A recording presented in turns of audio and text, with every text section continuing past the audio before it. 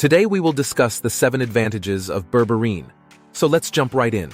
The metabolic master switch is berberine. Metabolic control of lipids, glucose, and energy is provided by it. As a result, it works wonders for managing glucose levels, hypertension, and excessive cholesterol. First and foremost, diabetes and insulin resistance. Fasting glucose, early morning glucose after fasting, and hemoglobin A1C can all be reduced with its support. The average blood sugar level over the course of 2 or 3 months is what makes up your hemoglobin A1C. Reduced fasting insulin is another likely side effect. Next on the list is hypertension. It aids relaxation of the smooth muscle lining the blood vessels and vasodilation of the blood vessels. So it's like taking a muscle relaxant for the blood vessels. It helps to just kind of relax. Number 3, elevated cholesterol. Researchers have shown that it raises HDL levels while lowering total and LDL cholesterol and triglycerides. It works by restoring a healthy balance to your lipid profile. Number 4, it aids in controlling candida and yeast overgrowth. Lots of individuals nowadays use antibiotics for a long time or take them often for various ailments, including sinusitis and urinary tract infections. Overgrowth of yeast and candida is common since they prescribe antibiotics often. Evidence suggests that berberine can disrupt yeast or candida overgrowth by targeting cell membranes. 5th, polycystic ovarian syndrome, PCOS. Insulin resistance and elevated testosterone levels in females characterize this condition.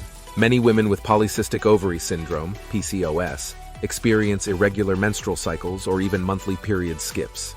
Hence, it aids in the management of insulin resistance and menstrual abnormalities. Small intestine bacterial overgrowth, SIBO, is the 6th condition on the list.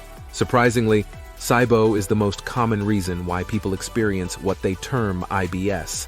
Although few people know this, one way to diagnose small intestinal bacterial overgrowth, SIBO, is using a 3-hour lactulose test, which reveals if there is an excess of these gases.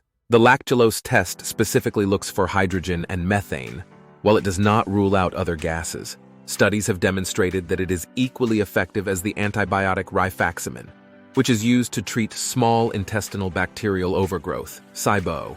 They found that berberine was equally effective as rifaximin in a 3-hour lactulose test that was conducted both before and after the treatment. If you want to maximize your benefit from SIBO, I strongly suggest taking rifaximin in addition to berberine. 7th, reducing body fat. Good for those with metabolic syndrome. In addition to insulin resistance, high cholesterol and triglycerides, abdominal adiposity, abdominal fat, is a common health issue for women in their 40s.